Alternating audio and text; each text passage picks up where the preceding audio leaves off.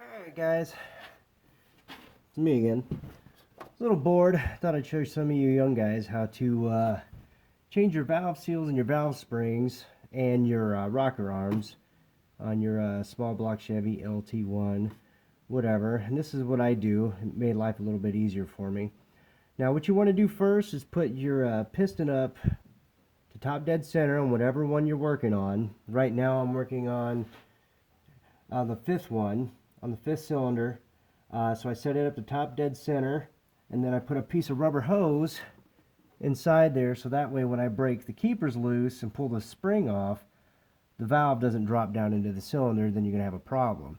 Now if you've got an air compressor to keep the valves closed, then you're doing just fine. Now one problem I have is this tool here sucks. You can get it from any auto parts store. Now it works great to get the valve spring off, but if you're trying to get the valve spring back on, it's almost impossible to use. Or once you get the valve spring, the keepers out, you've got a lot of tension on this on the spring, so that way when you loosen the nut, the spring goes shooting off. So what I did was I made a better one for about $3. It's a 1/4 inch thick, 24-inch flat stock. I just bent it, drilled some holes, and made it all nice and pretty. So what I do, slide it over here. I got a bent washer to make things a little bit easier. And then I put the nut back on there. Now you want to put the nut on there good and deep. That way you got a lot of good thread engagement. And then all you do is pull it down. And what that's going to do is it's going to push the retainer down, so that way you can get your keepers out. Be careful. It's better to use a magnet, but I don't have one. So you just pull them out just like this. So I got my keepers in my hand, set them off to the side. Now how I made this tool is so that way I've got enough clearance, that way all the pressure comes off the spring. I mean, there's still a little bit on there, but it's not bad. But once I loosen this nut, the spring's not going to go shooting across the room and hitting in the eye, or I'm not going to lose anything or whatever. It's going to be nice and loose. Now again, the problem with that AutoZone valve spring compressor is that, especially since I've got fuel rails right here, it doesn't work to put the thing back on. That's why I made this like this. Now there are other tools that you can use. It's like a thing that you can stick on there, hammer it, and it just automatically locks the keepers, and then when you want to put it back on, you hit it again and it puts it back on. But that thing's like 50 bucks, and I'm a poor white boy. I can't afford that shit. So anyway, set the spring off to the side. Now this seal is still good, but I'm going to go ahead and replace it anyway since I've already got new springs, or new seals. And so just use whatever you need to get it out. Be careful, don't pop it out real hard, and we don't drop it down in the engine, because that'll just call for a bad day. Let's get the seal out. It's wanting to fight me a little bit. Oh, there we go. There it is. Now remember when I said about putting something down the rubber hose and putting it up to top dead center? As you see, that valve is not dropping. Check my wiggle. No wiggle. I'm good to go. So then, just take your seal. Now for LT1, that's the size that you're going to need right there. Now the machine shop that did mine, they put regular small block seals on here, and they were way too tight. They were hitting on the retainers, and it just caused a problem. So all you got to do is just slide the new seal, get on there good and tight.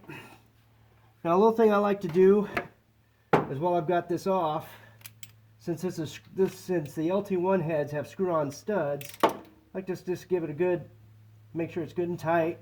I'm not trying to torque it, just make sure it's not loose.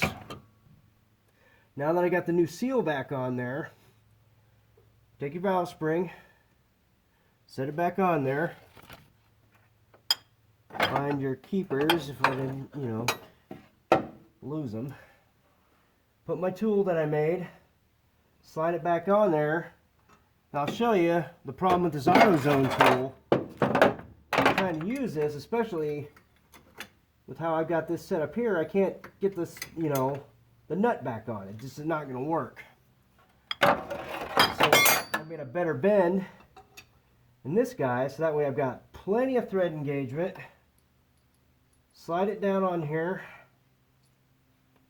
Tighten this guy up.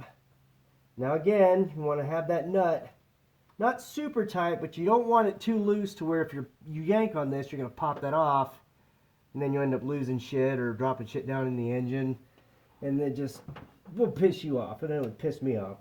I'm a crotchety old bastard. That's just what it is for me. Here, I'm going to back that up a little bit. I know this video is going to be kind of long, but I'm just showing you guys how to do this if you've never done it before. It's really not that difficult. It can be a pain in the ass if you don't have the right tools. So I like to get at least one keeper in there to get it started. You know, get it in there, and then I compress this guy down as far as I can get it. Get good and down there. And then get the other keeper in. Tighten that shit down. And boom. See it, nice and easy. It's not that difficult with this tool. Well, I made it. You can't buy it, but if you want me to make you one, I'll make you one. It's not a problem. And then you want to make sure everything's good and set up. Spring straight, little straighten out, and then putting these new rocker arms on. I'm not going to adjust them yet because I'm still replacing everything. Now these come with poly locks. It's going to back up the little nut in the middle of it. That way, you know, I got plenty of wiggle room. Get your push rod. Now, like me, if you've got different length push rods for your intake and exhaust, it'd be a good idea to just do one at a time, and that's what I'm doing. Just one at a time, so that way you don't get them mixed up. You end up having a bad day. You don't need that shit. Slide the guy on there. Now, again, I'm just putting this on loosely. I'm not trying to adjust it yet, but I just want it on there. And then we're good to go. So that's how you replace your valve seals and install new rocker arms. Now, I'll make a video on how to adjust them cold, and then I'll make a video on how to adjust them hot when that time comes. But I hope this helps. Have a good day. Thanks, guys.